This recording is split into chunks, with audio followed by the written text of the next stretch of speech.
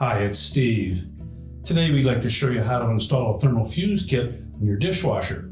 It's a really easy repair. Let me show you how we do it. Now before we begin this repair, the first thing we'll need to do is to disconnect power to your dishwasher. If your dishwasher has a cord on it, simply unplug it. If not, locate the electrical panel and turn off the appropriate breaker or remove the appropriate fuse. Once we've done that, we can start our repair. Now that we have the power disconnected, I'm going to open up that dishwasher. And then we're going to remove the 4 screws across the top of the door. These are typically a number 15 Torx head screw.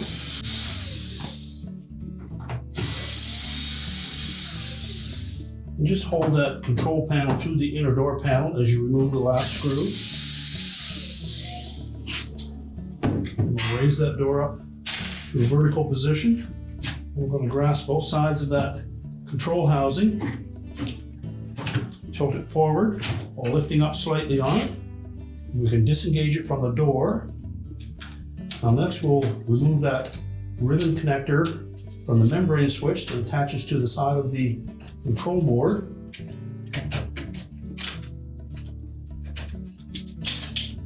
And then we'll set that aside. So to remove that thermal fuse from the side of that control housing, we'll take a flat blade screwdriver, just gently pry up on that, release the tabs.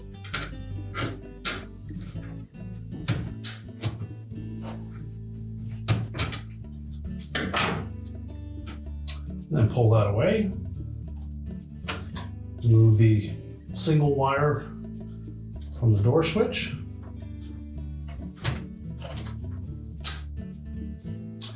And we'll also need to disconnect that Molex connector from the end of the control board.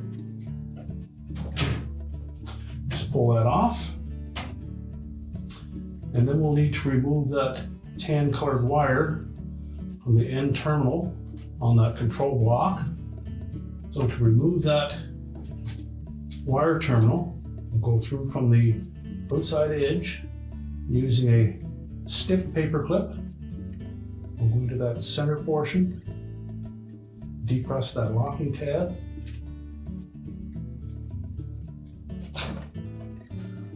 With that locking tab released, we can then pull that tan wire completely out of that housing. And we'll discard the old thermal fuse assembly, take the new one, and we'll line up that bare terminal in that Molex connector, keeping in mind that the locking tab should point towards the next wire in. So simply insert it fully into the housing until you hear a click where that locking tab engages. Next, we'll take the new thermal fuse assembly.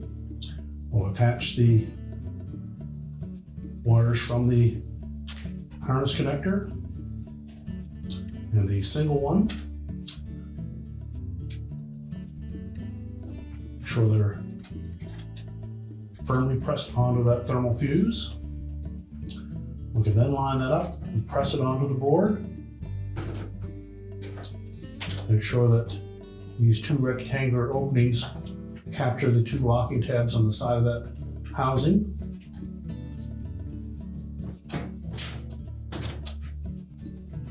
Reconnect that Molex connector to the control board.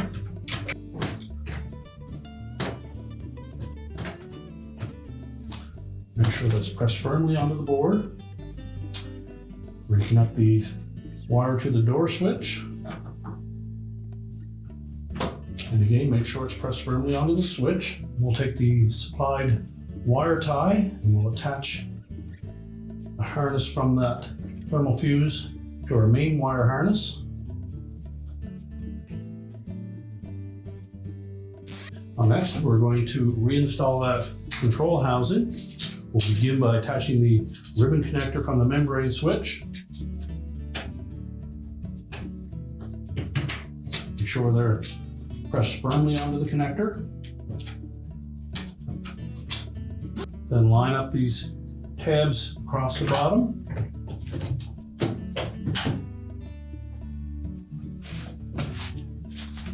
Open the door just slightly.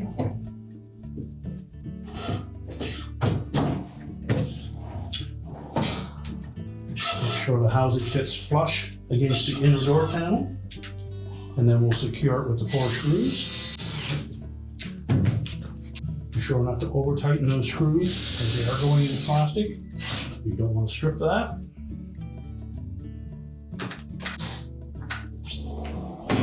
Make sure our door latches securely. We're now ready to reconnect the power, and your repair is complete.